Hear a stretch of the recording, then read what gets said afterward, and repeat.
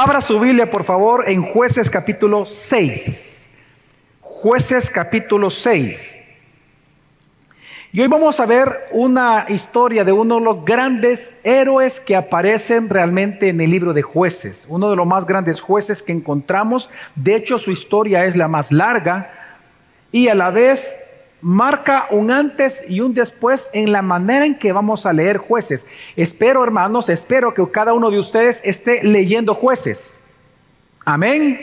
Amén. Que se prepare, por ejemplo, para la otra semana. Vamos a ver la historia, vamos a analizar y estudiar la historia de Abimelech, del capítulo finales del 8, del 9 en adelante. Así que espero que usted vaya adelantándose a la lectura. Pero vamos a leer en este momento Jueces capítulo 6, únicamente el versículo 12, dice así la palabra del Señor. Y el ángel del Señor se le apareció y le dijo: el Señor está contigo, valiente guerrero. Todos los cristianos vivimos realmente en lo que teología se llama una tensión escatológica. Sé que eso oye un poco raro, pero permítame explicarle a qué me refiero.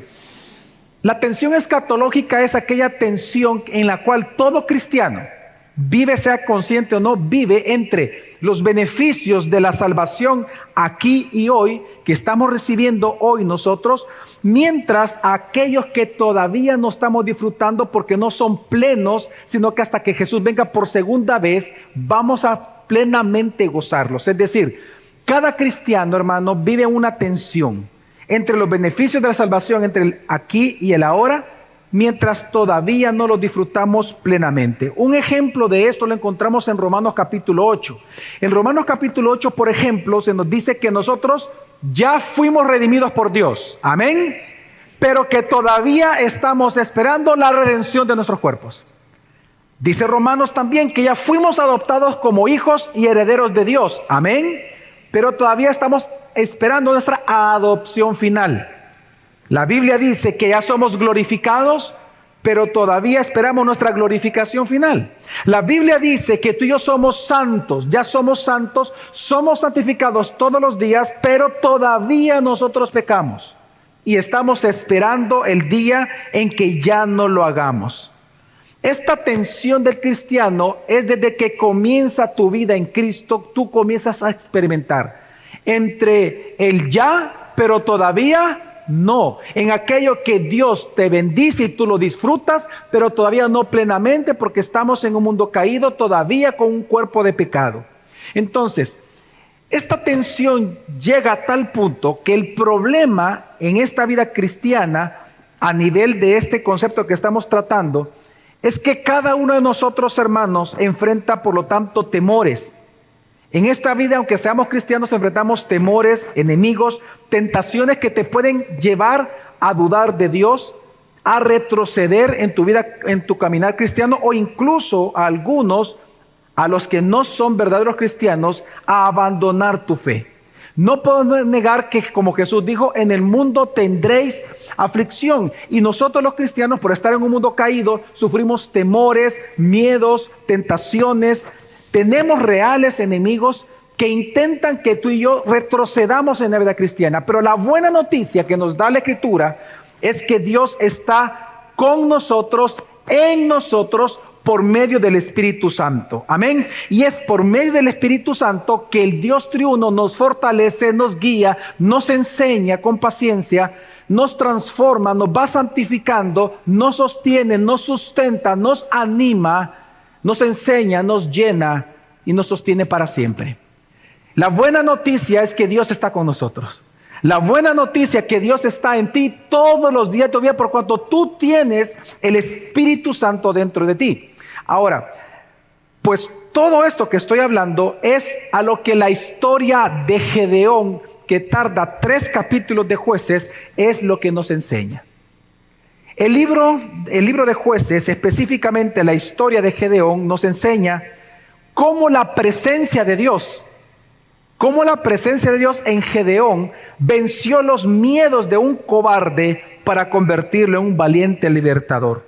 Vemos cómo la presencia de Dios venció a los enemigos de su pueblo por medio de este ya no cobarde, sino valiente guerrero, y cómo Dios y esto queda a nivel de advertencia para nosotros, cómo o qué es lo que sucedió en la vida de Gedeón cuando él se olvidó de darle la gloria a Dios. Y él terminó, sus hijos, sus esposas y todo Israel adorando una vez más a los Baales por culpa de Gedeón. Y eso queda a nivel de advertencia para nosotros. Así que la historia de Gedeón, hermanos, por un lado, o por el lado humano, trata acerca sobre la lucha por nuestra fe en Cristo en medio del caos. De eso trata el libro, la historia de Gedeón. De cómo el cristiano lucha por su fe ahora en Cristo Jesús en medio del caos. Pero por el lado divino, la historia de Gedeón trata de cómo Dios en Cristo logra sus propósitos sobre el caos por medio de personas comunes y pecadoras como tú y como yo. Si algo ilumina la historia de Gedeón para cada uno de nosotros del lado divino, es como Dios, ocupando personas tan comunes y pecadoras como tú y como yo, Él logra sus propósitos para su propia gloria. Y cómo Él siempre logra todo lo que Él se ha propuesto, y cómo nosotros, al ser usados por Él, es un gran privilegio. Y por lo tanto nosotros tenemos esperanza en Él. Lo que vemos en la historia de Gedeón también es la historia de Dios, de cómo Él trabaja en tu vida, de cómo Él trabaja en mi vida, a pesar de nuestros pecados, a pesar de nuestros miedos, a pesar de nuestras dudas, en esa tensión entre el hoy y todavía no, cómo Dios se glorifica en nuestra vida. Gedeón nos refleja eso. Y Gedeón nos predica eso.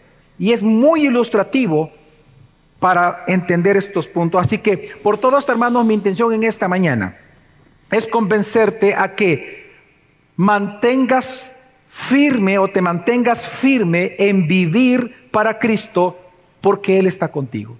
Es mi intención en esta mañana convencerte y exhortarte a que te mantengas firme, a que no desfallezcas, a que no abandones. Mantente firme en vivir para Cristo y en Cristo, por la gran razón de que Dios está contigo. Amén, hermanos. Así que 3 partes. La historia de Gedeón son 3 grandes capítulos, hermanos. Es bastante larga, pero el sermón lo vamos a dividir en 3 puntos teológicos, más que todo son teológicos importantes. Primero vamos a ver la victoria de Dios sobre la incredulidad de sus elegidos, cómo Dios obtiene su victoria sobre tu incredulidad y sobre mi incredulidad.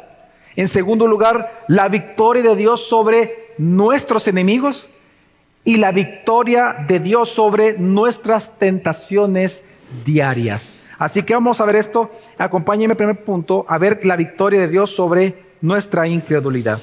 Hermanos, la historia de Gedeón, mantenga por favor ahí su Biblia abierta. No vamos a leer todos los versículos, sino que solo un par, pero es importante que la mantenga ahí. Mire, la historia de Gedeón es una historia muy rica, está muy llena de muchos detalles. De hecho, yo le comentaba a los pastores antes de comenzar el sermón de que de verdad por lo menos unos 8 sermones salen solo de la historia de Gedeón, porque es tanto detalle, tan importante para nosotros. Sin embargo, hoy lo que vamos a hacer es bosquejar simplemente la historia en general. Así que vamos a ver en el primer punto la historia de conversión de Gedeón. Porque si algo nosotros vemos en la historia acá de esta parte de Jueces es cómo Gedeón se convirtió. De hecho, es la parte más larga de la narrativa, que nos lleva hasta el punto de ver cómo Dios trabajó en un incrédulo, en alguien tan miedoso, en un cobarde, para convertirle en un valiente guerrero libertador del pueblo de Él. Y es espectacular ver eso, y es importante para nosotros. Y después vamos a reflexionar. Dice el versículo 1: Entonces los israelitas hicieron lo malo ante los ojos del Señor, y el Señor los entregó en manos de Madián por 7 años. En primer lugar, lo que vemos es que Madián o los madianitas realmente es el pueblo, hermanos, que salió de Cetura, la mamá del primer hijo de Abraham. ¿Se acuerdan cuando Abraham dudó? ¿Se acuerdan? Dudó y se fue con su criada para tener un hijo. Pues de esa relación salió precisamente los madianitas. Entonces, lo que vemos, siempre han sido grandes enemigos del pueblo de Dios. Entonces, lo interesante que vemos aquí es que el sufrimiento del pueblo fue muy corto. Solamente 7 años, dice. Pero eso es lo impresionante. Porque aunque fue por un tiempo muy corto, fue uno de los peores sufrimientos que usted va a encontrar en el libro de Jueces que vivió Israel. ¿Por qué? Bueno, porque los madianitas, si uno comienza a leer, de hecho lo dice más adelante en el mismo capítulo 6, los madianitas son comparados por Dios como langostas, porque la intención de ellos, a diferencia de lo que usted ha escuchado en esta serie de Jueces, Dios gobernando sobre el caos, usted lo que ha escuchado es que los pueblos quieren vencer a Israel para tomar su tierra. Los madianitas no. Los madianitas no querían la tierra de ellos. Los madianitas querían los recursos de ellos. Entonces a ellos no les interesaba robarles la tierra. Ellos lo que hacían como langostas, cada vez que habían cosechas, llegaban y arrasaban con todo. Se llevaban todos los granos, se llevaban todas las vacas, se llevaban todos los animales de Israel. Y por lo tanto, al ser despojados de todo, ellos quedaron en una profunda pobreza por estos 7 años y llegaron a tener tal cultura de miedo hacia los madianitas que tuvieron que ellos vivir en cuevas escondidos para que los madianitas no les siguieran saqueando. Así que en ese contexto ellos claman a Dios, Dios envía un profeta, nos cuenta la historia, que les recuerda cómo Dios los libró antes y les recuerda que la razón por la cual están sufriendo eso es porque se olvidaron del pacto. Pero en ese contexto se nos dice que mientras Gedeón estaba en un lagar es, imagínense un pozo. Normalmente cuando es triado el trigo, lo que se hace es patearlo y luego se tira hacia arriba para que el viento se lleve la paja y el grano caiga. Pero Gedeón no podía hacer eso porque estaban los madianitas viendo dónde estaban trillando para robar eso. Entonces lo que hacían eran en pozos. Cavaban unos pozos con mucho miedo y ahí estaban trillando. Entonces, Gedeón estaba ahí. Un joven cobarde, una persona con mucho miedo. Imagínense cuando usted y yo estaba el fenómeno de las maras, cómo realmente eso nos afectó, cómo se crea una cultura de miedo. No sé si a usted le ha pasado, para mi vergüenza se lo voy a contar. Yo cuando ando en otro país y voy caminando, es automático que siempre ando fijándome por todos lados quién anda por ahí. Y puede ser el país más seguro del mundo que yo tengo que voltear a ver quién anda detrás mío. ¿Quién hace eso aquí, pecadores miedosos? Que levante la mano. ¿Quiénes lo hacen? ¿A quiénes les pasa? ¿Verdad? Es normal. ¿Por qué? Porque crecimos en una cultura de miedo. Entonces, proyéctese que ellos estaban viviendo exactamente eso. Solo que aquí los mareros eran los madianitas mucho más fuertes y guerreros. Ok, entonces estaba en ese contexto cuando aparece alguien. Versículo 12. Y el ángel del Señor se le apareció y le dijo: el Señor está contigo, valiente guerrero. Y aquí hay dos cosas impresionantes en esta parte. En primer lugar, lo que encontramos es que le llama valiente guerrero. Y lo que menos era en ese momento Gedeón era ¿qué? Valiente. ¿Pero por qué le llama valiente? Porque como dice la Escritura en el libro de Romanos capítulo 4, Dios llama las cosas que no son como si fuesen. Lo que estamos viendo aquí, lo que Dios hace siempre, que cuando Él llamaba a alguien le cambiaba el nombre, no por lo que estaba haciendo, no, por cómo Dios lo iba a transformar. Y Dios le está hablando de manera propedéutica, le está enseñando a Gedeón en quién Dios lo iba a convertir sí o sí. No importa el pecado de Gedeón, no importa el pasado de Gedeón, no importa los miedos de Gedeón, no importa los recursos de Gedeón, Dios lo iba a convertir en un valiente guerrero porque Él estaba con Gedeón. Y entonces viene Gedeón y resulta que luego escucha: el Señor está contigo. Y esta frase es sumamente importante porque la encontramos en toda la Escritura.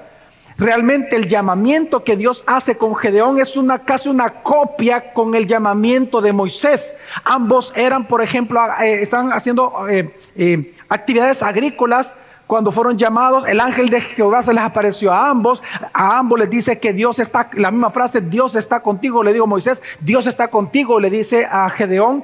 Ambos ponen excusa, ambos no quieren ir, ambos rechazan, ambos prueban a Dios para ver si en verdad Él es el Dios que está hablando, el verdadero Dios. Vemos una similitud impresionante. Sin embargo, esta frase, Dios está contigo, no solamente se la dijo a Moisés, resulta que también se le dijo a Josué, cuando le dijo: entra a la tierra prometida que yo estoy contigo. Y no solamente eso, sino que también se le dijo a María, el ángel: el Señor está contigo, María, no temas. A Josué, el Señor está contigo, no temas. A Gedeón, no temas, el Señor está contigo. Y qué impresionante que es la misma frase que Jesús te dice a ti y a mí en Mateo 28, cuando Él nos da la gran comisión. He aquí que yo estaré con vosotros, contigo, todos los días hasta el fin del mundo. Lo que vemos aquí es que el Señor comienza un proceso de llamamiento para Gedeón. Ahora, ¿cuál fue la respuesta de Gedeón? Bueno, la respuesta de Gedeón es que la respuesta de Gedeón es la respuesta de un miedoso. Es tu respuesta y mi respuesta muchas veces ante los problemas de la vida. ¿Qué? Que el Señor está conmigo. Bueno, si el Señor está con nosotros, Él hace 3 preguntas y dice, sí, si el Señor está con nosotros, ¿por qué esto nos está ocurriendo? Si el Señor está con nosotros, ¿dónde están sus maravillas que me han contado mis padres que vieron? Y si no estamos viendo nada. Y si el Señor está con nosotros, ¿dónde está? ¿Acaso será que Él nos ha abandonado? Y es exactamente igual hoy. ¿Cuántas personas pudieran, cuando están sufriendo muchos cristianos, pensar, ¿por qué me está pasando esto? Primera pregunta. Segundo, ¿dónde está Dios? ¿Dónde está el poder de Dios? A mí se me ha dicho en la iglesia que Dios es poderoso. ¿Dónde está tu poder, oh Dios? ¿O será que me has abandonado? Cuando te dan la noticia de una enfermedad de muerte, cuando te dan la noticia de que te están despidiendo de tu trabajo, son preguntas que pueden surgir. Son preguntas de alguien que tiene miedo. Pero lo impresionante es la respuesta de Dios, no la respuesta de Gedeón. Porque en eso todos nosotros, es más, nos deberíamos de identificar. Amén. Claro. Si usted nunca ha vivido grandes pruebas, hermano, bueno, lo felicito, ¿verdad? Bueno, a Dios, ¿verdad? Quizás no es cristiano usted por eso. Sí, porque el que sufre, parte de las evidencias de que el cristiano es el sufrimiento y la escala de sufrimiento que tenemos. Y es normal que la fe dude, porque solo la fe duda, la incredulidad no duda, porque no cree. El que cree es el que duda. Y precisamente lo que vemos aquí es una respuesta de un hombre que no creía en Dios. Él no estaba convertido y él dudaba. Pero lo impresionante es la respuesta de Dios. Y la respuesta de Dios es que le vuelve a decir, Gedeón, yo estoy contigo y estaré contigo. Ve a los medianitas, yo te envío contra ellos, yo estaré contigo. Tú derrotarás a Madián. Y todavía le dice, como un solo hombre. Así que es impresionante, vemos aquí, hermanos, cómo Dios comienza a tejer con su paciencia la conversión de una persona que se resiste a su llamado. Y vemos aquí que Gedeón, por ejemplo, le pide una señal. Le pide una señal para saber si realmente era o no Dios quien le estaba hablando. Y entonces le dice al ángel, ¿me permites? Te pido una señal, ¿me permites? ¿Me esperas? Sí. Él se fue, cocinó una torta, todavía se tomó su tiempo, ¿verdad? Tomó una Coca-Cola, fue a sacar unas cosas y regresa con el ángel del Señor. Él pacientemente está ahí y le dice, toma. Él no recibe eso como una comida, sino que lo recibe como una ofrenda. Con la vara que tenía, la toca y comienza el fuego a quemarla. Y él se da cuenta, porque el ángel desaparece, él se da cuenta que él realmente estaba viendo a Dios. Cuando él se da cuenta que estaba viendo a Dios, al igual que Isaías y otros, cae en tierra y le da miedo y dice, hoy que he visto al Señor voy a morir. Y resulta que una voz viene, una voz divina, voz de Dios, le dice, versículo 23, y el Señor le dijo, la paz sea contigo, no temas, no morirás. Hermanos, yo le pido que por un momento admiremos la paciencia de Dios. En lugar de reprender a Gedeón por su incredulidad, mire, tuvo miedo a la hora de verlo, tuvo miedo a la hora de escuchar el mensaje, tuvo miedo al ser enviado, tuvo miedo de él que le pidió una prueba y después de verlo todavía tuvo miedo de que lo iba a matar. Admiremos la paciencia de Dios, que en lugar de reprenderlo, tuvo paciencia. Y soportó Dios todo con su poder, la incredulidad de Gedeón, para convertirlo después. Es que esto claramente, hermanos, nosotros sabemos que Dios es paciente. Moisés predicó y él dijo, lo que Dios le dijo a Moisés en la peña, ¿se recuerdan? Dios dijo que él es lento para la ira y grande en misericordia. ¿Sabe lo que está diciendo Dios ahí, hermanos? Que la razón por la cual Dios es lento para la ira es para ser grande en justicia y en misericordia. La paciencia de Dios también es una manifestación del poder de Dios. La paciencia de Dios no es una debilidad en Dios. La paciencia de Dios es una espera en donde Dios no actúa con justicia inmediatamente, pero porque la intención de Dios es que la persona vaya al arrepentimiento. Y es parte del poder de Dios, porque usted respóndame esta pregunta: ¿qué requiere más poder? ¿Actuar con justicia y pegarle el chancletazo al niño, o esperar el castigo, detener el castigo para ver si él lo confiesa y se arrepiente? ¿Qué requiere más poder en usted? ¿Qué requiere más poder? ¿La venganza justa o retener la venganza? Obviamente retener la venganza. Quiero que entienda que la paciencia de Dios es parte de su poder. La paciencia de Dios manifiesta el poder que Dios tiene. Y por eso admiremos en esta historia la paciencia que Dios tiene. Hermano, es por la paciencia de Dios que Él tiene contigo que tú y yo fuimos salvados por Cristo, a pesar de que muchos años estuvimos pecando.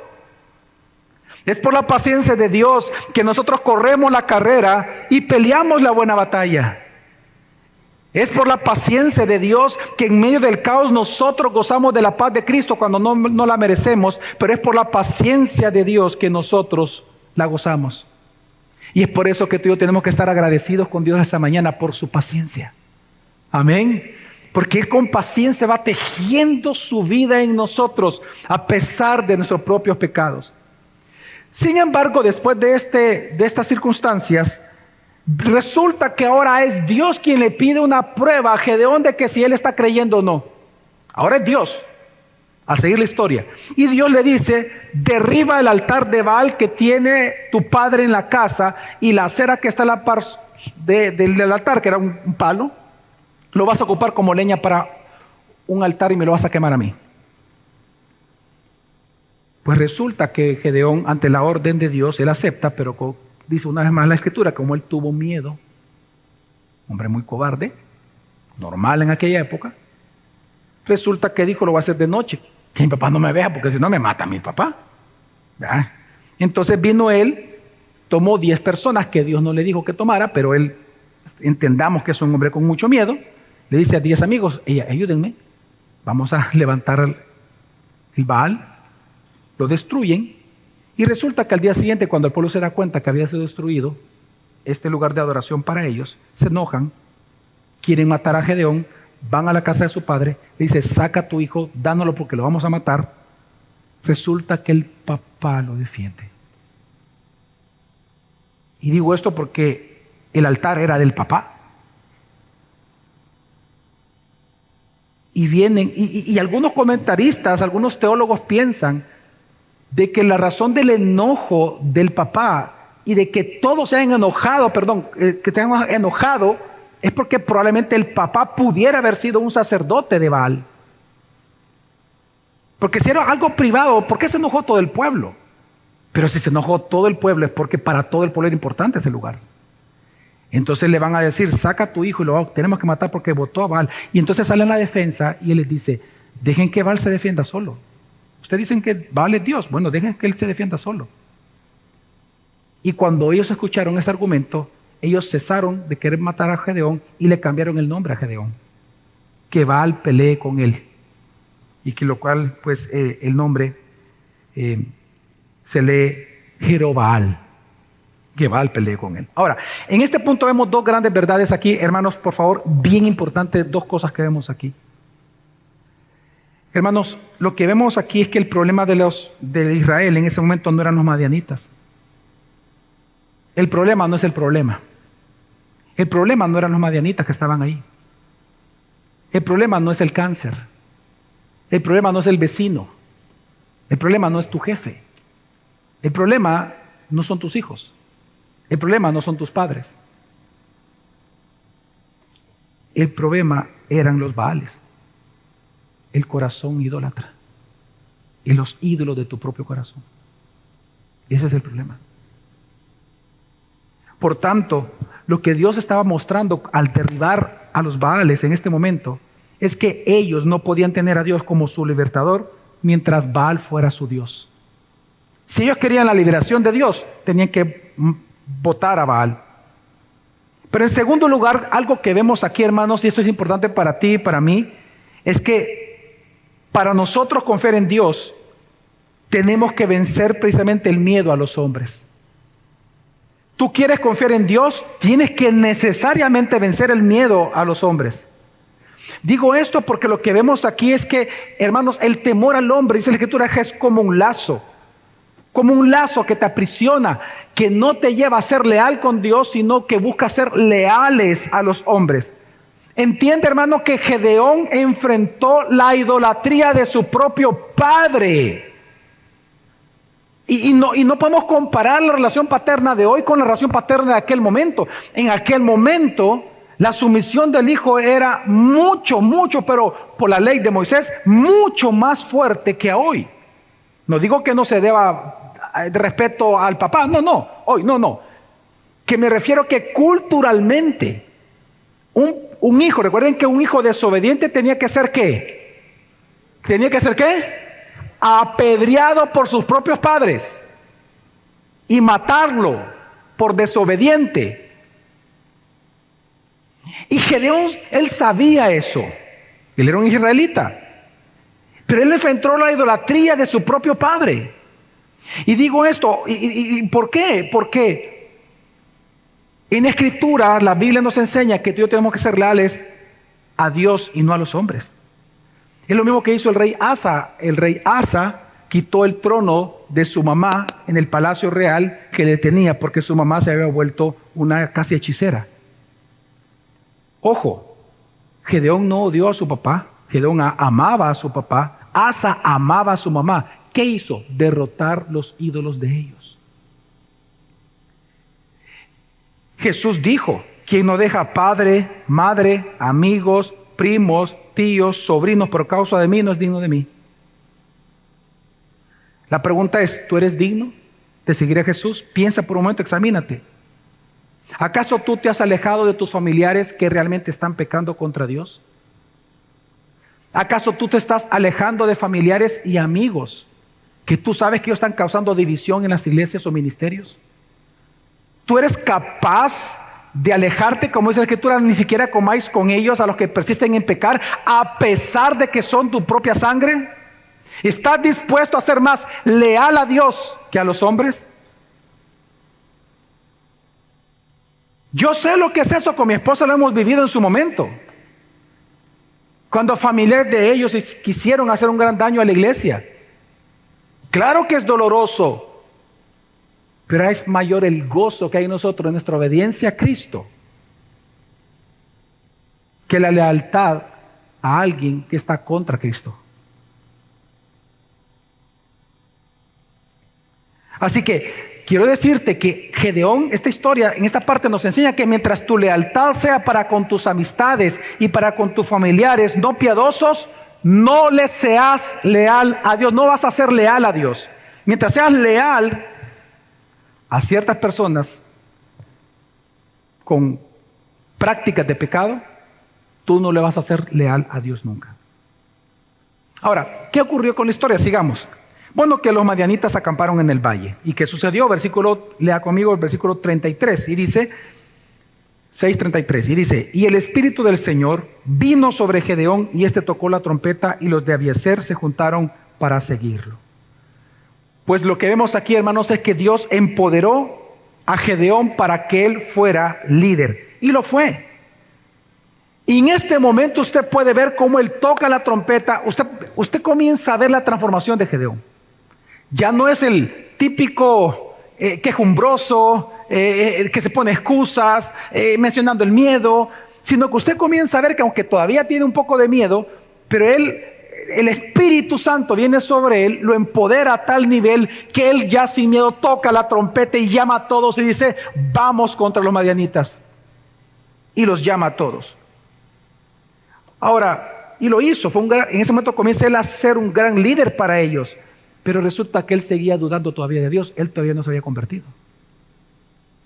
Y para aquellos que todavía están, pero pastor, pero viene el Espíritu Santo, recuerde que en el Antiguo Testamento, cuando venía el Espíritu Santo sobre alguien, podía ser sobre alguien que no era creyente, como Saúl, por ejemplo, que profetizó estando lleno del Espíritu Santo, pero él no era creyente. En el Antiguo Testamento era diferente, es un poco distinto la manera en que el Espíritu Santo operaba. Se cree que no residía por completo en la vida de las personas, sino que cuando usted lea que el Espíritu Santo vino sobre alguien, en el Antiguo Testamento se refiere a que lo empoderó para una obra específica nada más, que en este caso, ser líder libertador. Pero entonces él estaba todavía dudando de Dios y no creía en Dios. ¿Cómo? Lo sabemos porque él le pide una prueba. La prueba del vellón, dice la Escritura, o la prueba de la lana, un pedazo de lana. La primera prueba, Señor, si esta lana amanece al día siguiente mojada y toda la tierra alrededor está seca, yo sé que eres tú, el verdadero Dios. Y luego le dice al siguiente día, perdóname, le dice, pero te pido otra vez la prueba, hoy va a ser al revés. Que toda la tierra esté húmeda y el vellón esté completamente, la lana esté completamente seca. Ahora, ¿por qué lo hizo Gedeón esta prueba? Bueno, en primer lugar, Gedeón no estaba convertido. Es más, Gedeón le llama a Dios Elohim. Nunca le llama a Jehová en toda esta narrativa que estamos viendo hasta este momento. Todo el tiempo se refiere a él como el creador. O sea, para él es una deidad. Él estaba descubriendo qué deidad era. Para él todavía no era el Dios del pacto. Él estaba todavía con miedo. Y por eso puso esta prueba. Pero la segunda razón de esta prueba, hermanos, era para que él quería saber si en verdad si Dios había derrotado a Baal. Porque resulta que Baal era el Dios de la lluvia, del rocío. Entonces él dice, si tú llegas a controlar la humedad del vellón, yo entonces voy a saber que tú estás sobre Baal, que Baal ha sido derrotado y que tú eres el verdadero Dios soberano. No sé si me va a entender, hermanos. Entonces, él estaba probando a Dios en el sentido que él quería descubrir si era el Dios verdadero. Hermanos, ¿sabe cuál fue la respuesta de Dios en todo esto? Bueno, vos mono, ¡pah! ¿Eso hizo Dios? No. La paciencia de Dios. Está bien, Gedeón, le dice. Lo voy a hacer. Y lo hizo. Hermanos, ¿sabe por qué es importante mirar la paciencia de Dios? Porque por la paciencia de Dios nosotros estamos seguros que la buena obra que Dios comenzó en Gedeón y que ha comenzado en ti, Él la va a perfeccionar y la va a terminar. ¿Y qué pasó al día siguiente? Bueno, al día siguiente entonces viene Gedeón, sin preguntarle a Dios, llama a todos los guerreros, llegan 32,000 y el Señor responde, hoy vamos al capítulo 7, versículo 2, dice, y Dios le responde, y el Espíritu del Señor y el Señor dijo a Gedeón, el pueblo que está contigo es demasiado numeroso para que yo entregue a Madián en sus manos, no sea que Israel se vuelva orgulloso y diga, mi propia fortaleza me ha librado. Entonces, para Dios demostrar que Él era el soberano y el victorioso de la guerra que van a enfrentar, le dice, vas a hacer lo siguiente, diles, citando a Deuteronomio, que los que tienen miedo se vayan, porque Deuteronomio decía que cuando fueran a la guerra, los que tenían miedo tienen que quedarse, tenían como una licencia. ¿Por qué hizo Dios eso? Porque el miedo se traspasa, el miedo se contagia. Entonces, cuando les digo, los que tengan miedo, váyanse. ¿Cuántos creen que se fueron? 23,000. Quedaron solo 10,000. Pero Dios le dice, no, todavía es mucho, le dice. Va a hacer lo siguiente. Haz que beban en el arroyo. Los que doblen su rodilla y agarren el agua así, vean para acá, así, y tomen así, que era lo normal, esos no van. Y aquellos que se pongan en el agua y laman el agua, como perros, esos son los que van a ir. No se sabe la interpretación de eso. Por favor, no vaya a hacer usted una espiritualización de este tema. No se sabe, o sea, no se sabe si los que lamieron eran locos, o sea, de verdad, para hacer eso, ¿no? Era porque estaban como abusados, ¿verdad? Del enemigo, o eran nomás miedosos, ¿verdad? Que mejor me agacho, y por eso, ¿verdad? Porque mejor me agacho, no sé, no se sabe. Pero Dios ocupó eso y solo quedaron ¿cuántos? 300. Entonces dice, hoy sí. Entonces hoy sí le dice, ve y ataca. Pero ¿qué fue lo que predicó Dios a Gedeón cuando le quedaron 300? Yo que la palabra que estoy ocupando, lo que Dios le predicó a Gedeón. Acompaña en versículo 7, dice, el Señor dijo entonces a Gedeón, lo salvaré. ¿Qué dijo Dios? ¿Qué dijo Dios? Lo salvaré. Con los 300 hombres que lamieron el agua, y entregaré a los madianitas en tus manos, que todos los demás del pueblo se vayan, cada uno a su casa. Luego, acompáñeme al versículo 9, y dice, aquella misma noche, el Señor le dijo a Gedeón, levántate, desciende contra el campamento, porque lo he entregado en tus manos. Pero lo interesante es que en su gracia, Dios viene y le dice a Gedeón, todavía le dice, bueno Gedeón, pero si todavía tienes miedo, baja al campamento con tu criado y escucha nada más lo que vas a oír ahí. ¿Qué creen que hizo Gedeón? ¿Qué creen ustedes? ¿Qué hubiera hecho usted y yo? Bajar. Él tenía miedo. Todavía tenía miedo. Todavía no confiaba en el Señor. Y él baja. Y resulta que él escucha un sueño que tuvo uno de los soldados. Y le estaba contando a los demás de cómo un pan de cebada todo mohoso venía desde las montañas y arrasaba con todo el campamento de los madianitas. Y ellos mismos dan la interpretación, dice, y ese pan es Gedeón, que nos va a arrasar a todos nosotros. Y resulta que en esa misma noche, en su gracia, espiritualmente, en la gracia de Dios, Madián ya estaba derrotado por el miedo que ya tenían a Gedeón. La misma fe que a ti te fortalece, la fe de ellos los había derrotado ya a los madianitas. Y es en ese momento que Gedeón, al escuchar esto, hizo algo. ¿Qué hizo Gedeón? Acompáñeme por favor, versículo 15. Cuando Gedeón oyó el relato del sueño y su interpretación, se inclinó ¿y qué? Y adoró al Señor. Volvió al campamento de Israel. ¿Y qué fue lo que dijo? Levántense porque el Señor, ¿acaso él dijo entregará? No, ¿qué dice? Ha entregado, y ella habla como un creyente, y habla con fe, y dice, ha entregado en manos de ustedes el campamento de Madián. ¿Sabe qué estamos viendo aquí, hermanos? El momento exacto en que Gedeón se convirtió. Él creyó en el evangelio que Dios le predicó. Él estaba anunciando el evangelio. ¿Y cuál fue el evangelio? Yo te he entregado a los madianitas, yo los voy a salvar y yo los he entregado ya. Y él creyó. Él no estaba diciendo Dios lo va a hacer, no, Dios lo hizo y todo en tiempo pasado, porque así habla un hijo de Dios. Cada uno habla. ¿Qué es pues la fe? Dice Hebreos, es la certeza de lo que se espera y la convicción de lo que no se ve. Y lo que vemos aquí con Gedeón, que Gedeón adoró, se convirtió y creyó en el evangelio que a él le fue predicado en este momento, basado en las promesas de salvación que Dios le estaba dando. Pues resulta que Dios obtuvo su victoria, hermanos, sobre la incredulidad de Gedeón. Pues hermanos, en este momento lo que podemos ver que esta es tu historia y esta es mi historia. Porque no, ¿acaso, hermano, no te das cuenta o no podemos recordar acaso que entre más nosotros insistimos en dudar de Dios, resultó que Él más insistió en su paciencia con nosotros para nuestra salvación? Entre más intentamos huir, Él más se acercó a nosotros. Entre más lo negamos a Él, Él más insistió en amor, en convencernos de su deidad, de la salvación que hay en Cristo, de que Él es Redentor y Salvador y que ha perdonado nuestros pecados. Esta es tu historia y mi historia de alguna manera. Es un reflejo, un anticipo, un anuncio de lo que tú y yo vivimos. De hecho, el libro de Romanos capítulo 2 versículo 4 dice, o tienes en poco las riquezas de su bondad, su tolerancia y la paciencia de Dios, ignorando que la bondad de Dios es la que te ha guiado al arrepentimiento.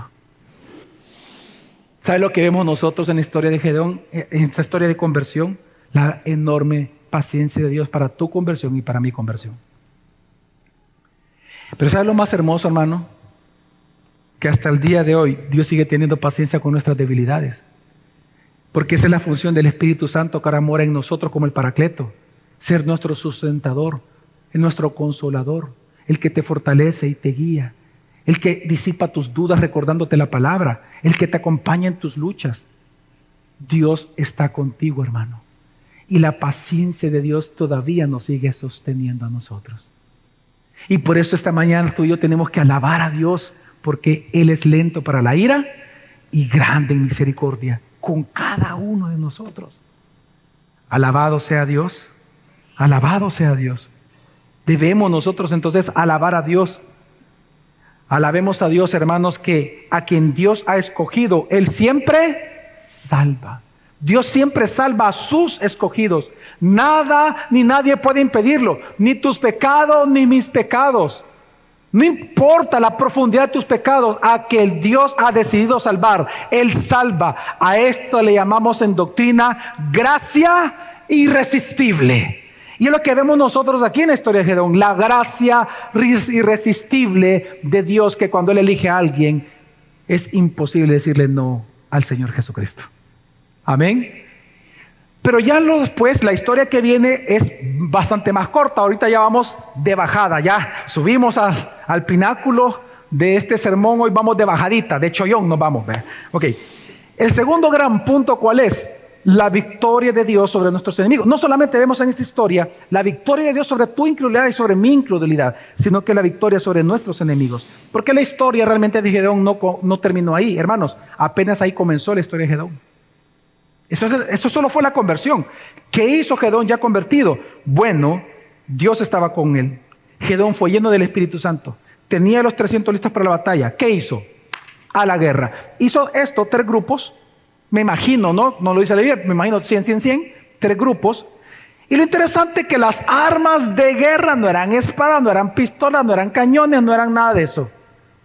Antorchas y unas vasijas de barro. Antorchas, enciéndanlas y para que no los vean a la distancia, cúbranlas. Y la trompeta a cada uno. Y cuando se estén acercando al campamento, cuando yo les dé la orden, van a quebrar, para que hagan ruido todos, van a quebrar para asustarlos y van a gritar por Dios y por Gedeón. Y van a gritar. Y eso hicieron. ¿Y qué pasó? Bueno, que cuando ellos hacen esto, gritan, dice la Escritura que Dios hace que ellos comiencen a matarse entre ellos de la aflicción, los madianitas. Y otros salen huyendo.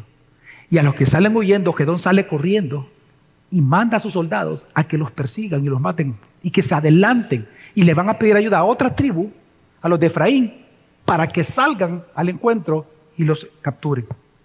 Pues resulta que capturan y matan a 2 jefes medianitas, a Oreb, en la peña de Oreb, que en Isaías es importante. No voy a hacer la relación esta mañana porque no acabamos entonces el sermón, pero hay una relación directa de Isaías hablando del Mesías prometido, hablando de esta historia de Gedeón en la peña de Oreb, pero eso a ustedes, a los estudiosos se los dejo para que lo busquen. Pero es a Oreb, en la peña de Oreb, y a Seb, precisamente en el lagar de Seb, que menciona también la Escritura. Entonces resulta que les cortan las cabezas y se las mandan a Gedeón. Ahora, en esta historia, ¿qué vemos aquí?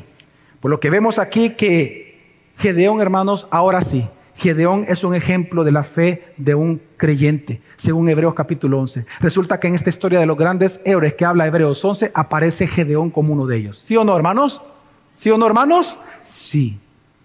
Esta historia, por lo tanto, hermanos, lo que vemos aquí es que aquí hay un anuncio muy importante de Dios para nosotros, de cómo Dios en medio del caos, Él levanta héroes inverosímiles de los lugares menos esperados para su propia gloria. Y hermanos, y esto es importante para ti y para mí, cada uno de nosotros tiene luchas particulares como cristianos, ¿sí o no? Tus enemigos realmente son enemigos de Dios, no son tuyos. Tú sufres por causa de Cristo. ¿Se acuerdan? Ya lo hemos predicado en esta iglesia, que en nosotros se van cumpliendo lo que falta del sufrimiento de Cristo. Amén. El mundo te odia a ti porque odia a Cristo. Si tú no fueras de Cristo, el mundo, digo Jesús, no te odiaría. Es más, te amaría, te aplaudiría el mundo. Entonces, precisamente Dios sabe que tus enemigos son sus enemigos. Y al ver esta historia y el mover de Dios y cómo la presencia de Dios asegura la victoria sobre sus enemigos, nos tiene que llenar de mucho ánimo, de que a pesar de que el pueblo de Israel insistió en su infidelidad, Dios persistió en su fidelidad con él, con ellos. Su fidelidad en su propia propósito. Dios de manera compasiva levantó a Gedeón para librar a un pueblo que estaba contra él. Y pacientemente preparó a este caudillo, a este libertador, para que un día fuera valiente guerrero, y lo hizo. Y Dios lo convirtió, Dios lo salvó, Dios lo ayudó, Dios lo empoderó por medio del Espíritu Santo. Y hermano, y esa es la gran diferencia entre un creyente y uno que no es creyente. Es el Espíritu Santo. El Espíritu Santo es la diferencia entre un cobarde y un valiente, entre un antes y un después, entre la derrota y la victoria sobre el pecado. Y tú y yo tenemos al Espíritu Santo. Lo tenemos en nosotros. Y por lo tanto hoy, dice la Escritura, nosotros hemos sido sellados por el Espíritu, hemos sido bautizados por el Espíritu, regenerados por el Espíritu. Hay más de 30 ministerios que el Espíritu Santo hace en tu vida todos los días de nuestra existencia.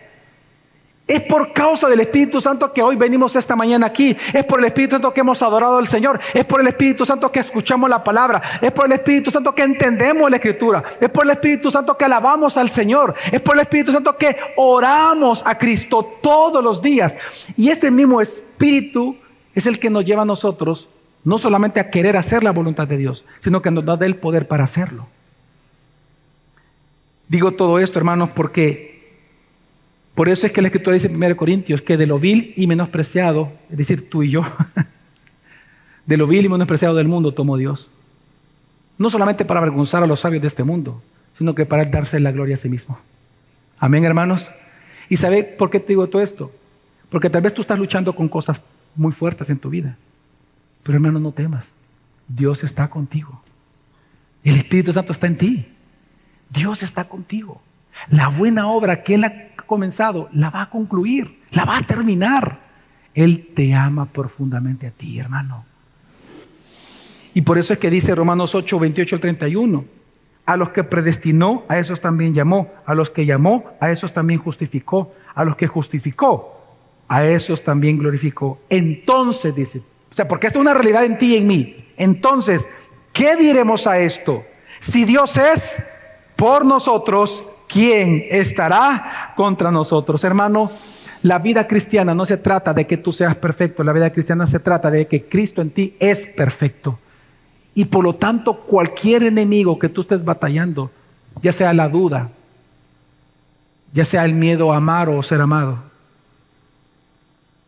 ya sea la soledad, ya sea el abuso, la violencia, cualquier circunstancia que tú estés viviendo, en Cristo somos más que vencedores. Y el Espíritu Santo nos va a consolar y nos va a ayudar y nos ayuda, nos levanta, nos anima, nos fortalece, nos guía, nos dirige, nos encausa amorosamente. Así que aférrate a Cristo y sus promesas, porque Dios está contigo. Hermanos, valientes guerreros, Dios está contigo. Dios está contigo. De hecho, ese es el título del sermón de esta mañana. Dios está contigo, valiente guerrero, que son las palabras que Él le dice a Gedeón. ¿Sabes que en Cristo tú ya eres un valiente guerrero? De hecho, Apocalipsis nos llama a nosotros, a los que por gracia, no por mérito propio, a los que por gracia divina vamos a ir al cielo. Dios nos llama a los vencedores. Amén, hermanos. Así que no temas, confía. Hermano, mantente firme en vivir para Cristo, porque Él está contigo cada día. Ahora tú puedes decir, pero pastor, tal vez tus objeciones son, pero pastor, es que usted no sabe cómo yo soy. Yo lucho, pastor, y peco mucho. Sí, pero recuerda que Dios ocupa lo inverosímil para su gloria. No te fijes en lo que tú no puedas hacer. Mejor pon tu confianza en el gran poder de la misma paciencia de Dios. Y aférrate a Cristo, hermano. Lucha en Cristo. Amén. Lucha, no retrocedas en tu fe. Vive la vida cristiana. Cree las promesas de Dios en Cristo Jesús. Pero la historia no termina ahí. De hecho, la historia termina de una manera muy trágica.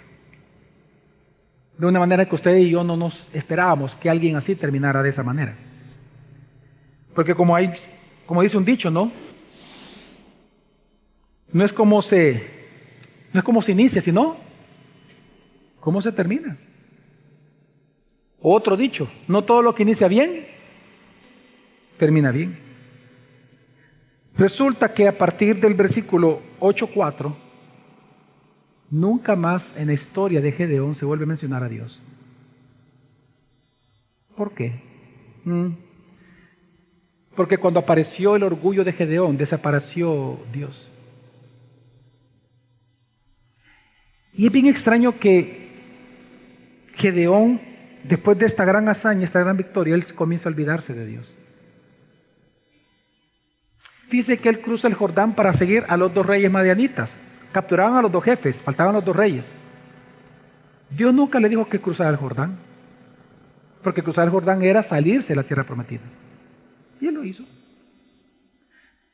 No solamente vemos eso, sino que vemos que la historia nos cuenta que él pasa por Sucot y Peniel, comunidades judías, hebreas, y les dice: deme de beber a mis soldados y a mí de comer, porque estamos cansados, vamos persiguiendo a los reyes madianitas. Y sus propias ángeles dice: no hace que los reyes nos maten a nosotros, pues yo los a ustedes. Y se va encendiendo en ira Gedeón y le dice: pues entonces me voy a vengar de ustedes por no dar de comer. Cuando yo case a esos 2, a ustedes los voy a matar. Voy a destruir esta ciudad, Sucot, la torre de Peniel y sus habitantes. ¿Sabe? Es como que yo te amenazara a ti como hermano. Es como que yo te dijera: mira, hermano, si tú no me rendís pleitesía, yo te voy a sacar de esta iglesia. ¡Qué abuso!, ¿no? ¡Qué abuso! Es un abuso. Y se enorgulleció. Y no solo eso, sino que de repente captura a los 2 reyes, no los mata cuando tenía que haberlos matado, y los lleva, se los enseña a los de Sucot, y los destruye a los de Sucot, se los enseña a los de Peniel, bota la torre y mata a todos los hombres de Peniel, sus propios hermanos de sangre, por ira y venganza. Y cuando va con los reyes, resulta que él se entera que estos 2 reyes habían matado a sus hermanos y a su mamá. Entonces se enoja y los mata, no por orden de Dios, sino por venganza. Vemos a otro Gedeón distinto. Ya no un miedoso, no, hoy vemos un tirano. Que se le subió a la cabeza el poder. Se olvidó que la gloria es de Dios. Que quien estaba él era el Espíritu Santo. Que no fue su fuerza la que venció a los madianitas. Se olvidó de Dios. Dios ya no aparece, ya no ha mencionado Dios en la historia de Gedeón. Y resulta que entonces, luego de esto, se entera de todo eso, los mata. Y entonces viene el pueblo y le dice: tú vas a ser nuestro rey. Y tu hijo y los hijos de tus hijos también van a ser nuestros reyes. Y él dice algo aparentemente bueno y dice: no, yo no voy a ser rey de ustedes porque Dios es quien reina sobre ustedes. Ahora, ¿él mintió en eso? No, Dios reina sobre todo, amén. Pero ¿cómo vivió Gedeón después de decir eso? Vivió como un rey. Se comportó como un rey. Tanto así que inmediatamente le dice, como agarraron el botín de los madianitas, llama a sus 300 y le dice: cada uno deme los zarcillos de oro, cada uno de ustedes deme sus zarcillos de oro. Exactamente lo que Aarón hizo cuando quiso construir el becerro de oro. Deme sus zarcillos, los metió en fuego para fundición y saca un efod. El efod, que era parte de la vestimenta del sumo sacerdote, que se le consultaba a Dios a través del efod su voluntad. Resulta que él agarra el efod, a su casa lo lleva él, lo pone ahí, y todo Israel, su familia, sus hijos, comienzan a idolatrar, a adorar el efod y ya no a Dios. Y él se vuelve un idólatra. Por eso dice el versículo 27, 8:27, dice: Gedeón hizo de ello un efod, 8:27, y lo colocó en Ofra, su ciudad, con el cual todo Israel se prostituyó allí. Y esto vino a ser ruina para Gedeón y su casa. Hermano, al seguir su propia agenda, y no la agenda de Dios, Gedeón llevó a la idolatría al pueblo que supuestamente tenía que librarlo de ella. A quienes tenía que proteger, los terminó dañando. A quien tenía él que liberarlos, los volvió unos esclavos. Y no solo eso, sino que él, creyéndose un rey, comienza a tener concubinas, una gran cantidad de esposas, así lo dice la Escritura, muchas esposas, tanto que tuvo 70 hijos directos. Y resulta que a uno de ellos, de una concubina, le llamó Abimelech. ¿Y por qué ese detalle es importante? Porque el nombre Abimelech significa mi papá o mi papi es el rey. Menos mal que dijo, rey es Dios el que gobierna. ¿Cuál? Se enorgulleció completamente Gedeón. Pues hermano, Gedeón así murió, idolatrando a los Baales, todo Israel idolatrando a los Baales, su casa idolatrando a los Baales. Pero Dios fue fiel, que por 40 años trajo paz a ellos, aunque no lo merecieran. Pastor, ¿y cómo podemos entender esa parte de la historia? Bueno, como dice 1 Corintios 10, es un ejemplo para nosotros. Voy a leer 1 Corintios 10, dice, estas cosas le sucedieron como ejemplo para nosotros, ¿verdad? Y fueron escritas como enseñanza para nosotros, para quienes ha llegado el fin de los siglos. Por tanto, el que cree que está firme, tenga cuidado, no sea que caiga. Gedeón es un ejemplo de fe en su primera parte ya convertido en Hebreos 11. Un ejemplo de cómo usted y yo tenemos que vivir nuestra fe sin miedos, confiando en el Señor y sus promesas. Pero su final es un ejemplo de cómo no tenemos que hacer las cosas nosotros. Así que Gedeón es un ejemplo, una advertencia de varias cosas. Número uno, de cómo puede ser tu final en tu vida si tú no crees y practicas de verdad la palabra del Señor. ¿Qué es lo que hizo él? Fue cuando el orgullo de Gedeón apareció en escena que Dios desapareció de la historia de Gedeón. Esta es una gran metáfora de lo que puede pasar con tu vida. Entre más tu orgullo se manifieste, menos se manifestará Dios en ti. Pero también en segundo lugar es un ejemplo de cómo tu corrupción puede llevarte a dañar lo que está supuesto a que tú debes de salvar, amar y cuidar, como es tu familia. Cómo tu corrupción puede llevar a destruir lo que tú amas. También es una advertencia en tercer lugar de cómo pasar los límites morales te pueden destruir. A quienes que piensan que pueden coquetear con el pecado y no quemarse, y dice, como dice un pastor teólogo, escribió, coquetear con el peligro es dejarse vencer por él. Que claro, la Biblia dice, si tu mano te es ocasión de pecar, ¿qué hay que hacer? Córtala. Es mejor entrar manco al reino de los cielos que completo tu cuerpo al lago de fuego. Pero también esto es un ejemplo para nosotros. Hermanos, vean todos para acá, por favor.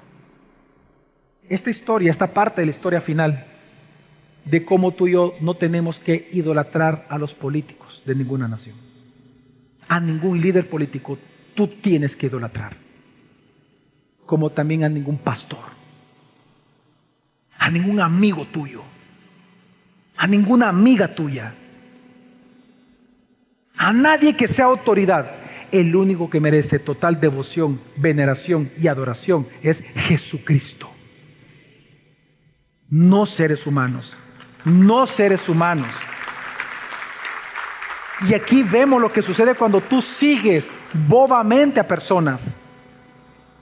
Cuando pones carne por brazo o brazo por carne y te apoyas en el brazo de alguien, lo que significa, y no en Cristo. Por lo tanto, hermano, solo confiemos en Cristo. Solo confía en Cristo, hermano. Hay algo que solo voy a mencionar para los estudiosos, usted investíguelo, pero lo quiero mencionar. La única arma que se vio ahí, si se puede llamar arma, fueron las trompetas. Ellos sonaron trompetas. Dice la Escritura que antes de que Jesús venga por segunda vez, sonarán las trompetas. Y Él vendrá por nosotros. Él vendrá a juzgar a algunos, pero a salvar a su iglesia. nosotros estamos viendo en la historia de Gedeón que un día nuestro Señor Jesucristo va a regresar y con Él estaremos eternamente para siempre. Es decir, lo que vemos aquí en la historia de Gedeón es la victoria de Dios sobre nuestra incredulidad, la victoria de Dios sobre nuestros enemigos diarios a través de su Santo Espíritu y cómo Dios vence a través del Espíritu Santo estas tentaciones que vamos a sufrir nosotros en esta vida. Hermano, esto que vemos en Gedeón al final de su vida es una advertencia. Son tentaciones que tú tarde o temprano vas a enfrentar. Huye de ello. Dios ya te dio la salida de esto. Así lo dice la Escritura. Ya te dio la salida. El mismo versículo, el mismo texto de Corintios que leí, que dice, el que cree que está firme, mire que no caiga, que tenga cuidado. Inmediatamente después dice el versículo 11 al 13, no les ha sobrevenido ninguna tentación que no sea común a los hombres. Fiel es Dios, que no permitirá que ustedes sean tentados más allá de lo que pueden soportar, sino que con la tentación proveerá también la vía de escape a fin de que puedan resistirla. Pero lo que dice la Escritura es, fiel es Dios, que no permitirá que ustedes sean tentados más allá de lo que pueden soportar. Cuando uno lee en original este texto, lo más original posible, no habla en tiempo futuro, sino que está hablando en tiempo presente. Dios ya nos dio la salida para cualquier tentación. La salida es Él, por medio de Cristo, y su palabra. El Espíritu Santo está en ti. Y es el que te puede evitar a ti pecar. Vamos a orar.